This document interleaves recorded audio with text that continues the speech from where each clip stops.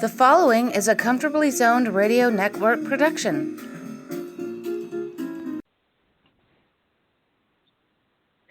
Thank you, Tally Olson. I am back. You are comfortably zoned with the Zigzag Man, the Tokin Jew in Alameda, California. And my goal, and I've done this for 10 years, is to continually talk to the most interesting people on the planet. And today is no exception. I've got a Renaissance man on the line. He is Artie Score. How are you, sir? Fantastic. Great to be on with you, Ralph. I've been looking forward to this for quite a long time. We've got some good friends that we've known over the years in broadcasting. Freddie Wallen, for one, and he's always spoke very highly of you. And I follow you a little bit on Facebook, and I know you grew up a big Mets fan. And I originally I was a Giant fan, and we talked a little off the air about recreations. You did some minor league ball with the Giants, and I equated what you did when the ticker tape ran behind with what Les Kiter did after the Giants left New York. He did the games, recreating them from San Francisco, and that interested me. What does a broadcaster do when the ticker tape stops? Artie. Well, I'll tell you, what we used to do is, we would have the guy in there stepping out of the box, looking down to get the sign at third, and you know what? Here comes the pitching coach out to the mound. So we go off on a little break. We'll be right back with more. 2-2 here in the fifth. And when you come back, we go to the scoreboard. Well, he's finally back in there. We're ready to go. And, the 2-2 pitch, we had so much fun. It was nuts. I worked for a little station in Phoenix called KXAM 1310. We did all 70 of the home games right there out of Scottsdale Stadium, which was a beautiful place to do baseball. And but, of course, on the road, they didn't have the budget for us to travel. Now, we could go to Tucson. We could go to Colorado Springs. But when we had to go up to Vancouver or, Tacoma or places like that, that was just too much. So, we wound up recreating about 40 to 60 games, Ralphie. And it was so much fun, I got to tell you. I learned more about the art of broadcasting baseball by doing that than doing anything else in sports. Wow. You were originally a football guy. You went to USC. I was actually the first field goal kicker to ever get a scholarship to the University of Southern California. Great story if you got a minute here, Ralph. I was growing up in Newport Beach, California, and I used to kick right down by the Balboa Bay Club.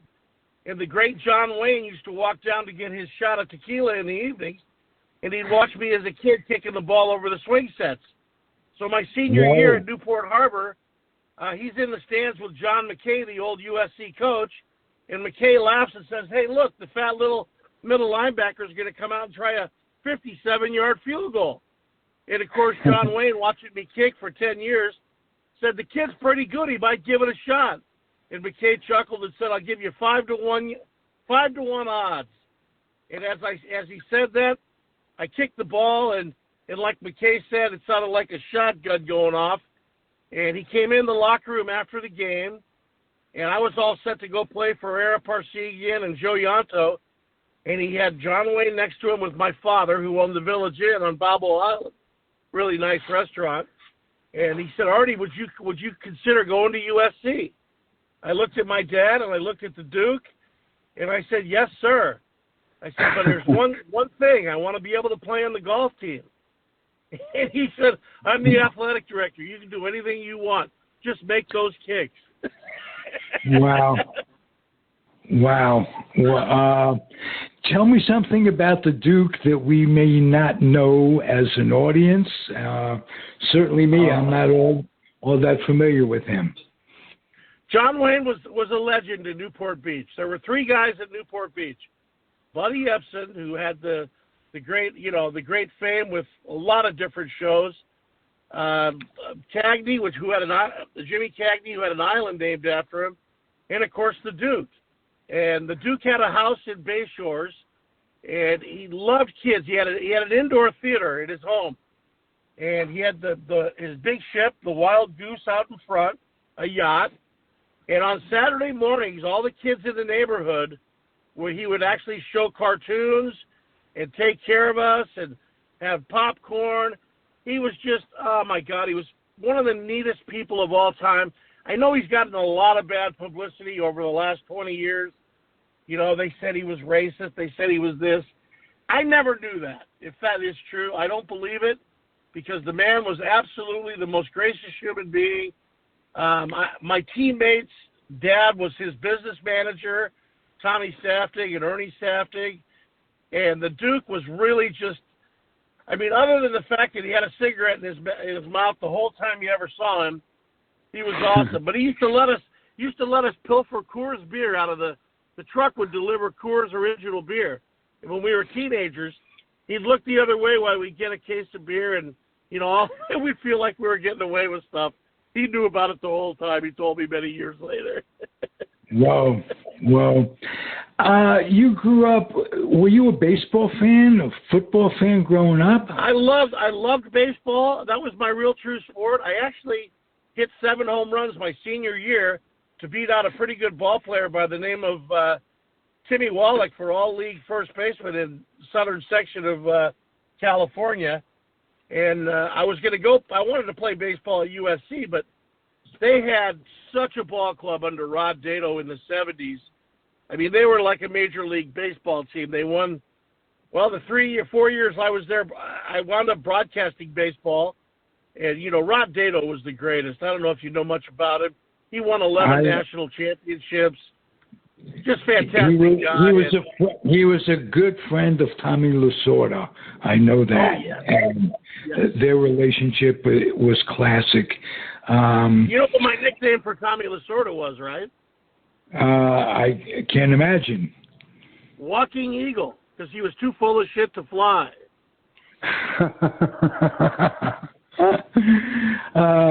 Tommy was a character. Can you tell me something? He liked his olives, baby. He liked his olives. I can imagine.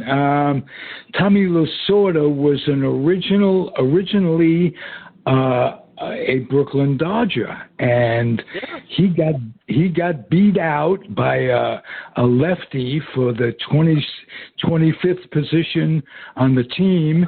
And Sandy Koufax, baby? Sandy Koufax. And one time the Jews beat the Italians. But you know what Tommy's great line was? I loved it. He said, when I go to Montreal, I'm still the greatest left-hander to ever pitch in Montreal, the Montreal Royals. Yes. He always turned something negative into something positive.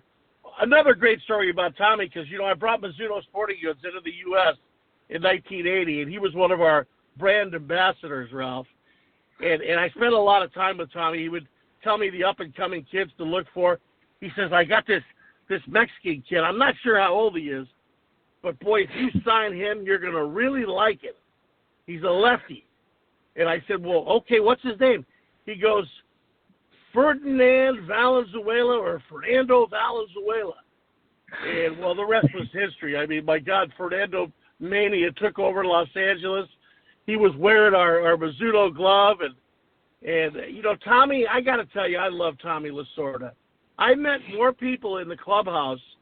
Jerry Royce hung a sign in one spring training, please don't feed the manager. And then Tommy came bolting out of the clubhouse.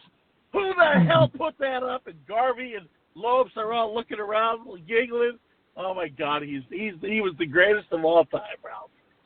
Well, he turned Frank Sinatra from a New York Giant fan a worshiper. He really loved the Giants back in the day. He turned Frank into a Dodger fan. And he must have had something going for him, Italian power to the nth with that one. You know, I got to tell you a great story about one of the great Dodgers and one of the great Giants, Leo DeRocher, right? Leo. Yeah. Years later, I'm down in Scottsdale, Arizona, and I'm walking around the Hayden Park. There's a big lake there right next to where the Giants had their off-base training center. And I swear to God, I looked and I said, man, that guy looks so familiar. So I walked up to him and I said, are you Leo DeRocher? And he was with Jimmy Pearsall at the time, right? And they were walking around the lot, walking around the lake. And I go, yeah. And I said, I just wanted to tell you, you know, you're one of my heroes in baseball. And I remember when you took the kids camping in 1969 when the Cubbies had like a 12-game lead. And he goes, you could stop right there. I don't want to hear that story. No, and as a Met fan, which I turned to later in life, that was 1969, and that was a great year. I was a big Ron Swoboda fan. I loved Tommy Agee. Of course, being an SC guy, Tom Terrific, Tommy Seaver.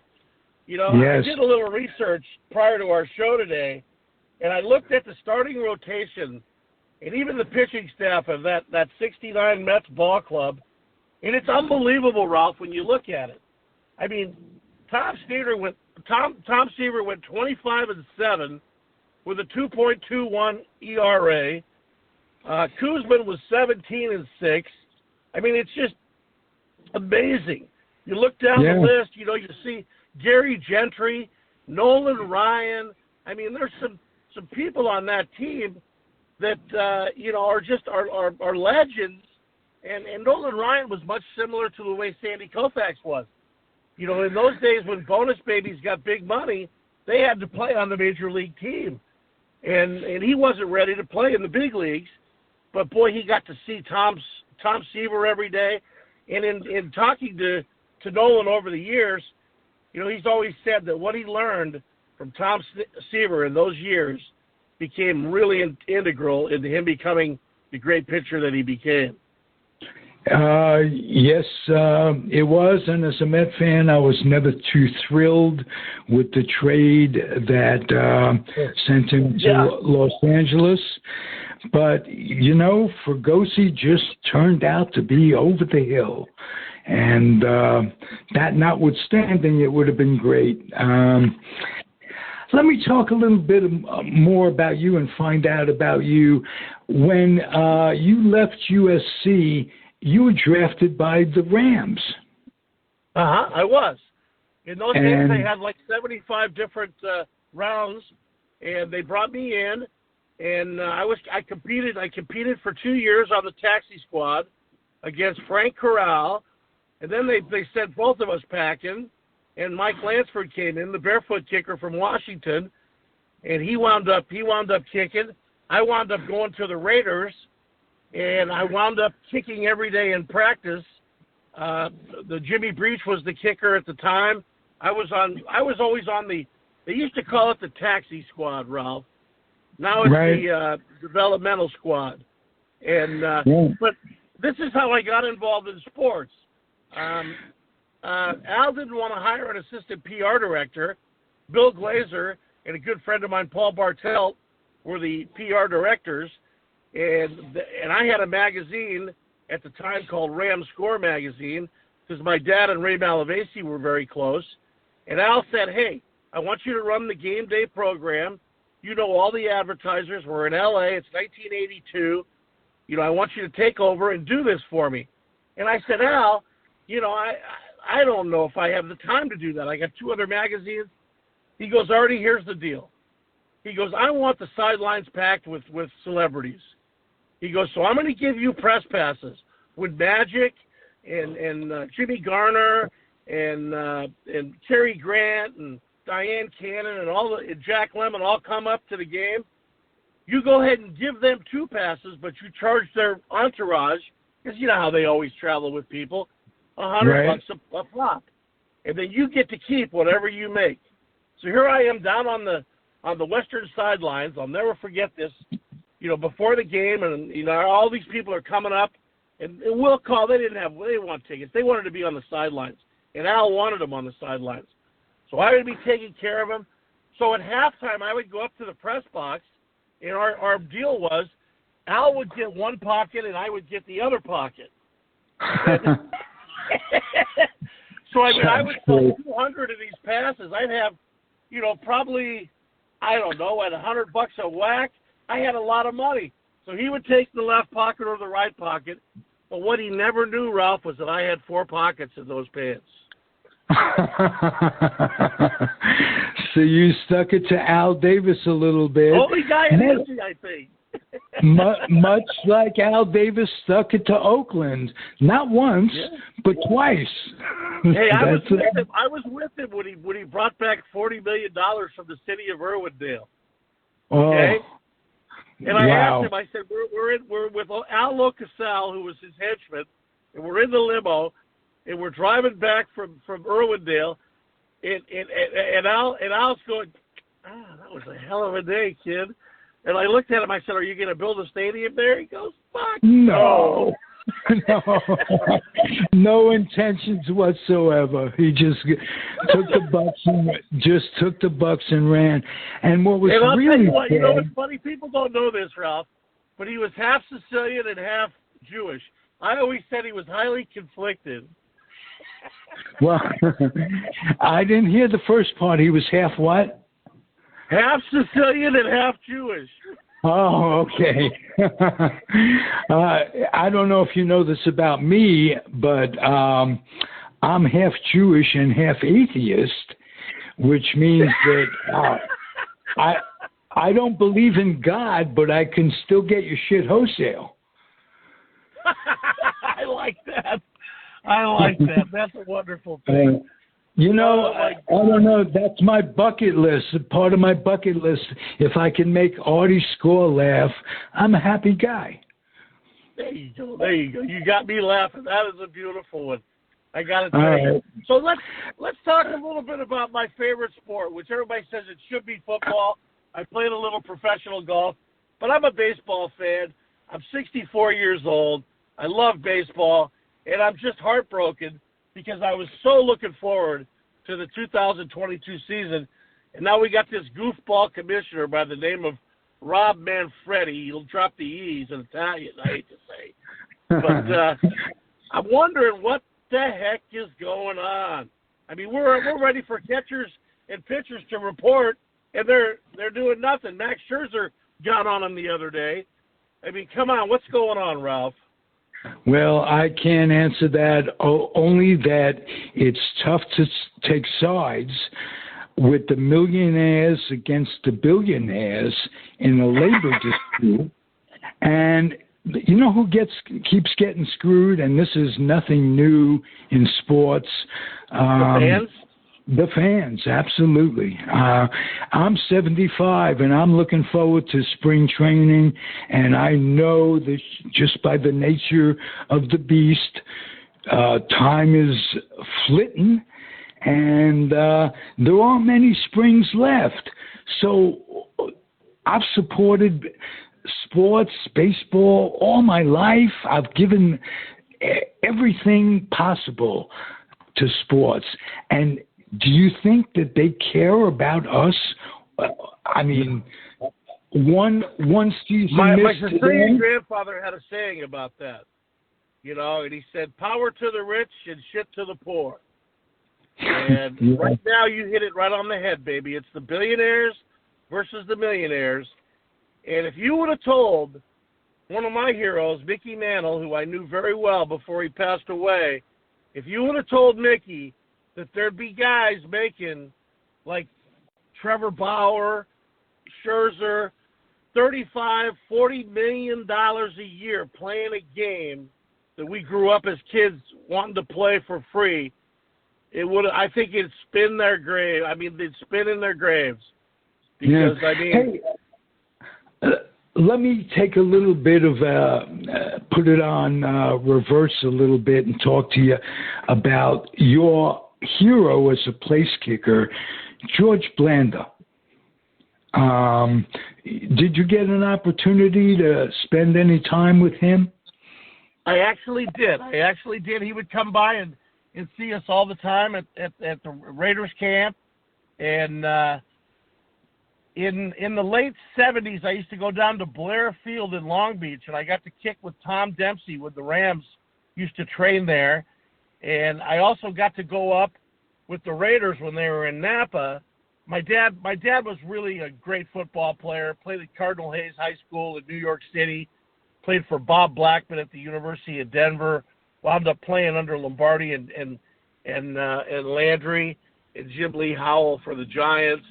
Knew everybody in football, and I got to meet Vince Lombardi when I was 12 years old at Carlisle in 1969 when he took the Redskins job. And my dad had found out that he had terminal stomach cancer, and we drove out to Carlisle to see him. And Vince asked me, he said, "Little Artie," he goes, "what position do you play?" And I said, "Well, I'm a linebacker, a fullback, and a kicker." And he said, "Forget the other two, be a kicker, and when you're my age, you're going to appreciate it." And Ralph, the greatest advice I ever got in life, because I'm 65 years old, I'm still functional. I mean, I wake up, I got some sore things on the body, like we all do. But if I'd have played linebacker, my hero was Nick Bonacani. I don't think I'd be in the shape I am right now. But what a man Lombardi was, what presence he had. He went to the equipment man for the Redskins and said, "Get this kid 3 new Duke footballs. I want him to be able to practice with the real footballs." And I kicked every day by myself. I had a deal where I'd go like 5 steps behind the mound and try to kick into the backstop. Because, of course, it's 60 feet 6 inches from the mound to home plate, another 60 feet to the backstop, and then right. It'd be like 47 yards and try to put it in the top panel, and that was my deal. And I got to tell you, what a beautiful, beautiful thing, man. And if it all paid off for me, I mean, I got to play with some of the greatest players of all time: Clay Matthews, Ronnie Lott, Anthony Munoz, Marcus Allen, Ricky Gray Ellison. We won 2 national championships. I went to 3 Rose Bowls. I was blessed, absolutely blessed. So I mean, you mentioned 2 guys that I'd like to know more about their relationship, and that was Al Davis and Marcus Allen. Oh boy, that was a tough one, kid.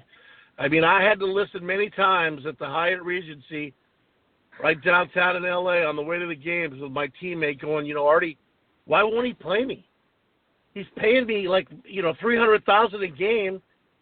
And I said, "Marcus, you pissed him off. That's all I can tell you. Something you did bothered him immensely." And, there was another factor there that nobody ever remembers. Another running back that was quite a good running back by the name of Bo Jackson. So, yes. Yeah. What if Bo had taken? What if that in there too? But that was a very one thing about Al. I got to tell you, if you got on Al's wrong side, you were done.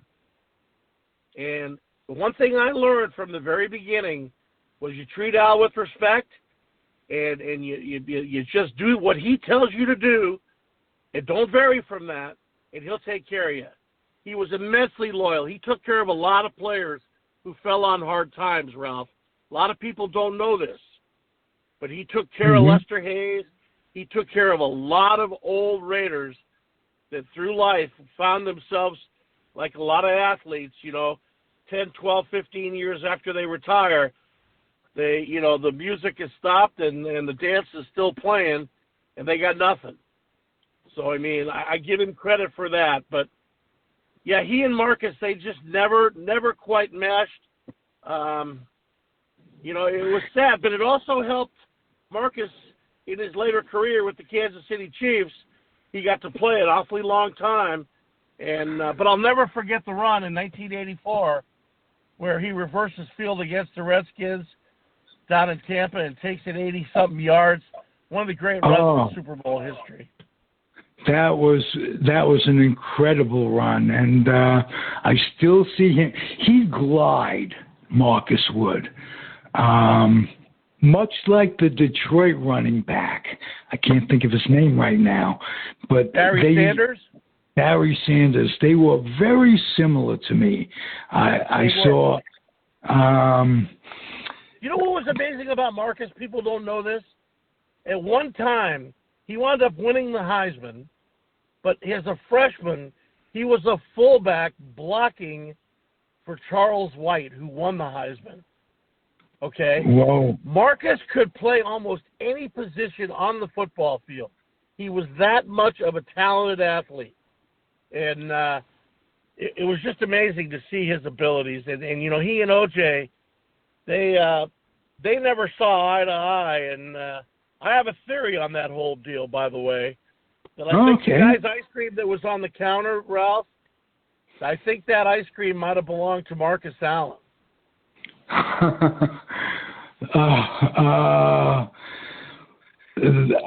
Can't even imagine that. Were they? Did they feud, or could have it been? Well, it was. They were both Heisman Trophy winners.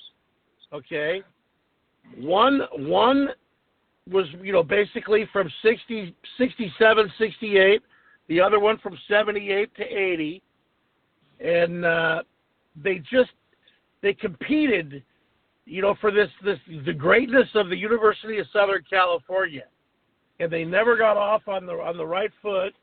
And, you know, my good friend Cedric Hardman, who played many years with the San Francisco 49ers. With the 49ers, yes. Yeah, and the Raiders. He was close with Al Cowlings and a lot of guys. And he told me the real story before he passed away a couple of years ago. And he said, please, Artie, be careful how you share this. And I said, you know what? I really don't care anymore, Ced. I said, all my heroes are already buried, buddy. I said, if they can't take the truth, I really don't care what anybody thinks anymore. You know, I mean, the one thing about this world right now that bothers me is the wokeism and the lack of transparency and the fact that you cannot find the truth, the utter truth on any issue. Everybody has an agenda. You know, and it's like, oh, my God, just tell me what's going on. We can deal with the truth. What we can't deal with is the BS. Yeah.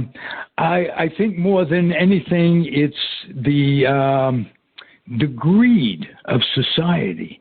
And it carries over into football, into business, into baseball, into business. And you notice the way I say that, both football and baseball and hockey and basketball, total business at this point. Can I tell you what I call the NBA now, Ralph? The Chinese Basketball Association. Okay? They have 300 million fans. I was a huge NBA fan, 70s, 80s, 90s, all the way up to Kobe. You know, when he had his falling out with Shaq, I was a huge basketball fan. Chick Hearn, I did UNLV basketball on the radio for a few years. Chicky didn't like me because he didn't want me coming into his market. Here's a Chick Hearn line. Faked him out of the popcorn machine. My favorite Chick Hearn. Oh, yeah. And then, of course, he coined the slam dunk. He takes the bunny hop in the briar patch.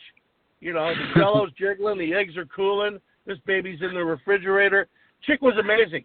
But his wife, Margie, told me when he found out I was doing UNLV basketball, TV telecasts on KHJ with Dennis Manoogian, he flew to Vegas. He met with Manoogian. He said, I'll do the games for free. I don't want this young kid broadcasting basketball in L.A. in my market. He's that good. And Margie Hearn told me the story many years later. And she goes, Artie, I feel bad about it. I go, hey, you know what? Broadcasters are very insecure people. You know, you really can see it as you get a little older. And the one thing about great broadcasters that people don't realize is they don't need to retire. Bill King told me that. He goes, I want to do games until the day I die in the press box. You know, he was a legendary voice of the Warriors, the A's, you know, the Oakland Raiders. You know, he was a Renaissance man. You called me a Renaissance man. He was a true Renaissance man. And Absolutely. That's how podcasters are, you know? Absolutely. And as a matter of fact, I was thinking about Bill King and Lon Simmons. Oh, They what a pair. They were the quintessential announcing team. I can't tell you. I was a Giant fan living in Northern California and enjoying the A's for what they were. And those two got together in the booth, and it was just music to my ears. Wasn't it fantastic? Hey, that like little run listening. that the A's had there under Charlie Finley, I want to say 70, 71, 72, might have been 73 as well when they beat the Mets. But I got to tell you, that team with Sal Bando and Reggie and Gino Furioso Tanacci and Gino Tanacci from San Ramon. He lived out by me. Yes. I lived in Danville. He lived in San Ramon. There was another pitcher that lived out there that I can't think of. Was it Blue Blue Odom? Vita Blue? No, well, those names I would have thought of, but specifically in San Ramon, because Raleigh's they go to my maybe? buddy. They go to my buddy's pizza store. My buddy Rocky had a pizza store in. Do you know Rocky Gruber? I've never met Rocky Gruber, but my uncle Gigi had a place. It had 4 pizzerias in and around Eagle Rock, and he would always take me to the Castaways Hotel in Vegas when I was playing football at SC, and he'd still have the flower on his arms, right? And he'd say, "Hey kid, you need any dough?" And I'd say, here's a couple hundred. Go enjoy yourself, right? He was, oh my God, he was so New York. He was beautiful. And whenever we got hungry in those days, we didn't have name, image, and likeness at SC in those days, right? So we'd get hungry, you mentioned we'd all hop in your my car. Go ahead. Go ahead. No, you go get ahead. in the car, we'd drive up to Eagle Rock to his pizzeria, and he'd make us a couple of pies, and I'd say, "What do I owe you, Jidge?" "Yeah, don't owe me nothing, kid." He goes, "But if you can miss an extra point this week, that wouldn't hurt." Yeah, the point spread. You know who took over the point spread is Al Michaels. If ever you want to know, was that guy a gambler? He's retiring, I understand, and I think the bookies. Yeah. You know what I heard? I heard something new yesterday. Matter of fact, that he might go forward. And this is what the rumor was that I heard. I'm into sports, the sports business, and the whole shot. But Amazon wants him to work potentially with either Collinsworth, because Collinsworth and Tyko don't get along so good, right? And Al is basically being phased out of NBC after the Super Bowl this Sunday. But Amazon wants to do the Thursday night package, and they paid a lot of money, Jeff Bezos cash, and they're talking about pairing him up potentially with a Brady or a Collinsworth on this Thursday night telecast. Whoa. So he will always have a place in my heart, because I'd listen to football games and I'd be kept up to date on what was happening. Ralph, the first time I ever heard Al Michaels on the air? Giant announcer.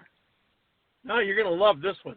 1966, my dad was working for the State Department in Japan. We were living in Yokohama, Japan, and we took the USS Sultan to Pearl Harbor. And while we're coming into town, I had my little transistor radio, because you know how much electronics in Japan in those days, right? And I turned on the Hawaii Islanders, and there was Al Michaels calling the game. And I was a huge baseball fan. Listened to Armed Forces Radio as a little kid. And I listened to him call Hawaii Islanders baseball, and I remember telling my father, Big Artie, I said, Dad, I just heard the next Vin Scully. And my dad goes, nah, nobody's the next Vin Scully. I said, Dad, I'm telling you. And years later, I'm with Lindsey Nelson in Scottsdale, Arizona. I told him that story.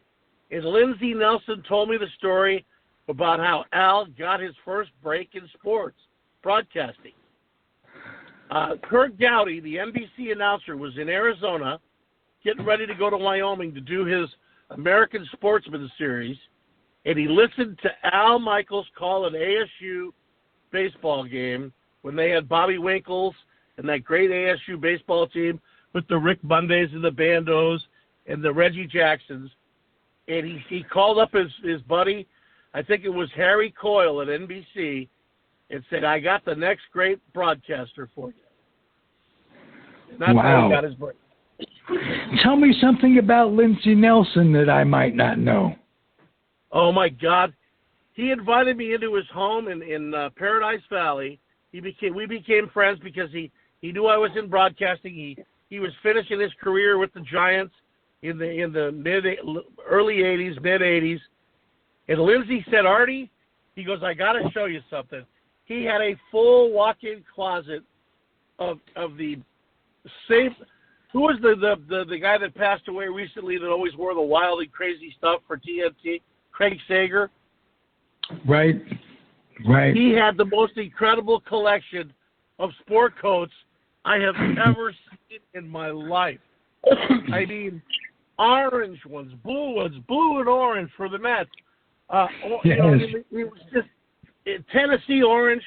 He was a big Tennessee guy, the most amazing guy, the biggest heart of any man I ever met. And, he and Ralph Kiner and the Murph calling Mets baseball for years. I mean, that must have been the greatest times.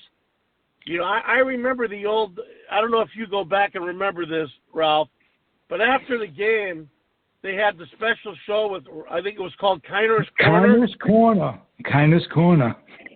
And they'd be drinking beer, and they'd be having a great time.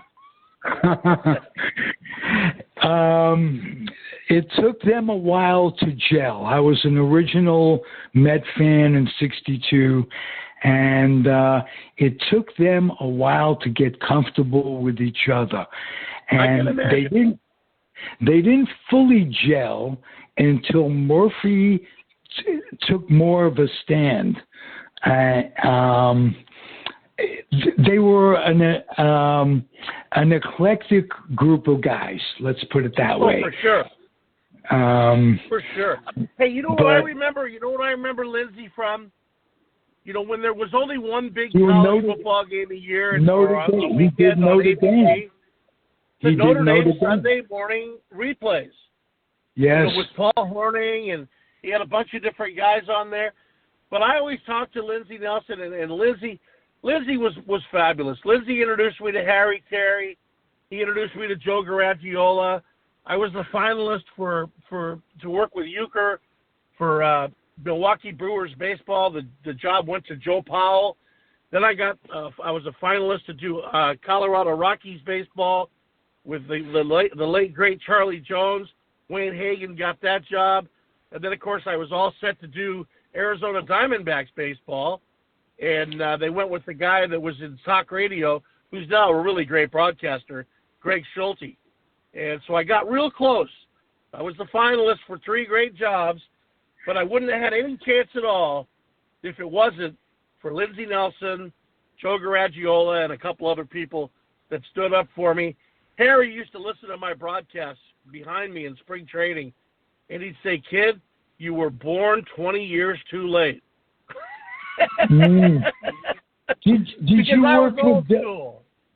Did you work with Doug Greenwald in doing San Francisco Giants? Dougie, Hank, I did work with Doug in a bunch of spring training games. He went on to do Fresno baseball, AAA baseball. Hank was another guy that was really a wonderful man to me. Oh, he was a terrific announcer. He was. I've been blessed living out in Northern California California, I can name 4 or 5 guys, including Ron Fairley, who was a terrific announcer, very underrated. He was one of my dad's best friends. They went to high school together in Pasadena. Wow. Ron Fairley was very underrated. And, of course, Bob Niehaus, he was the Seattle Mariners broadcaster for years, learned under Dick Enberg, Don Wells. You know who my favorite broadcaster to this day still is? Right now? Who's that? John Miller. I thought you were going to say Artie Score.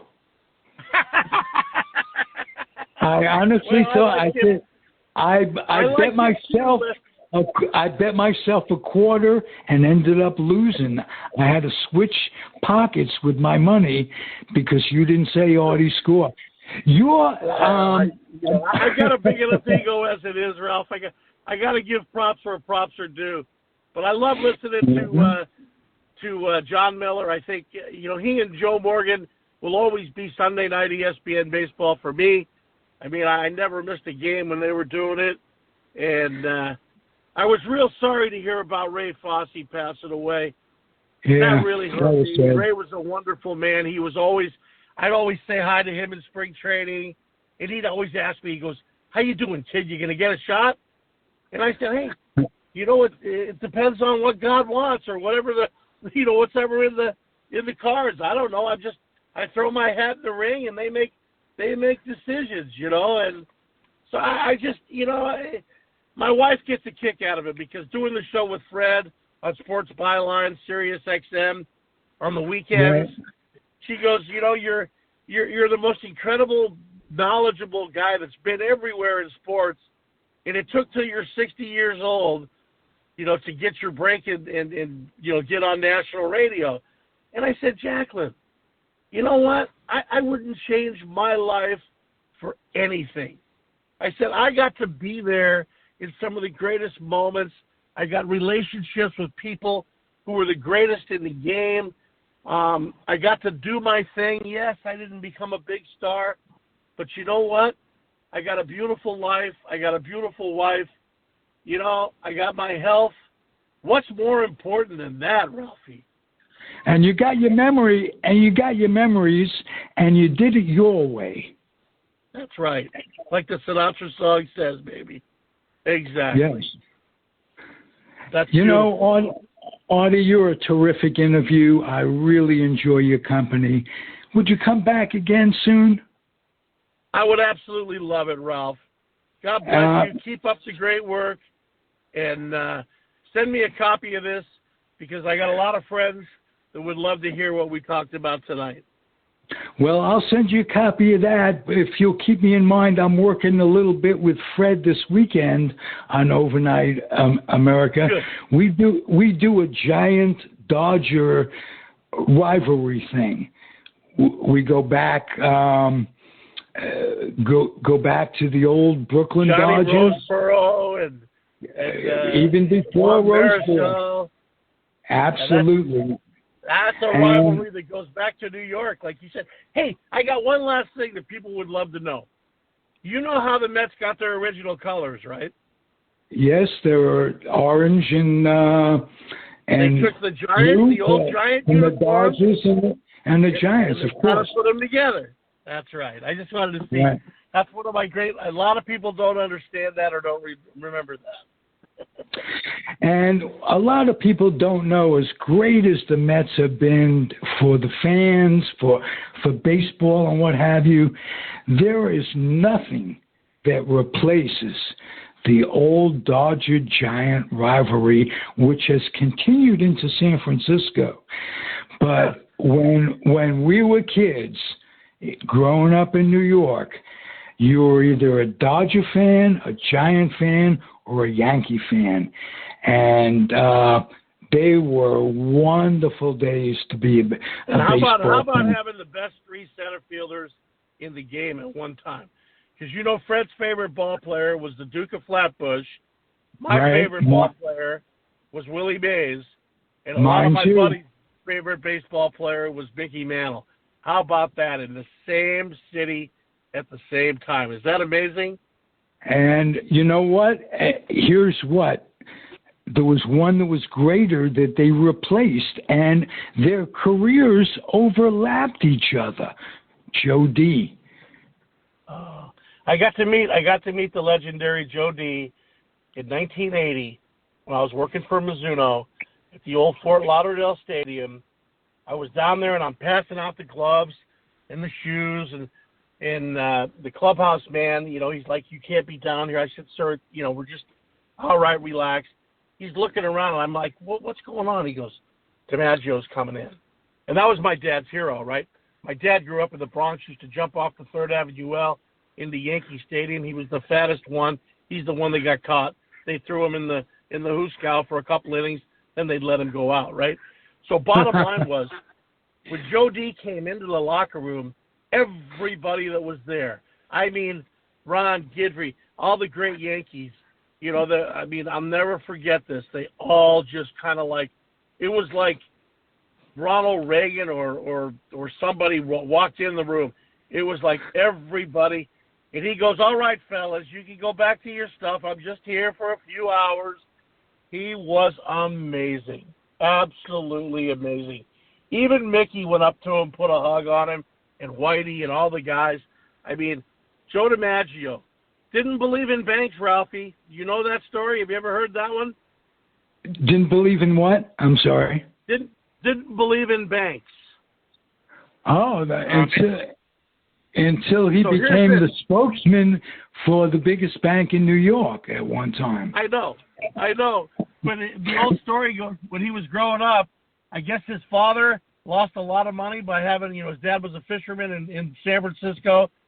And I guess the story goes back to when his brother, who played for the Red Sox, I believe it was Vince, when Vince came down with cancer, he didn't have a lot of money. And Joe, Mr. Coffee, he had made millions and millions and millions of dollars. And owned originally Coca-Cola stock when it was nothing. And he said, "Well, listen," he goes, "go to Mom's house over in North Beach." He goes, "I got a bunch of baggies in the back bedroom, the big Glad trash bags you put in the trash cans." He goes, "You can have bag number 41. And Vince goes, "What? Bag number 41?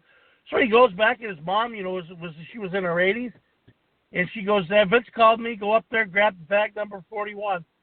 $827,000 in bag number 41 for his brother to do his cancer treatments.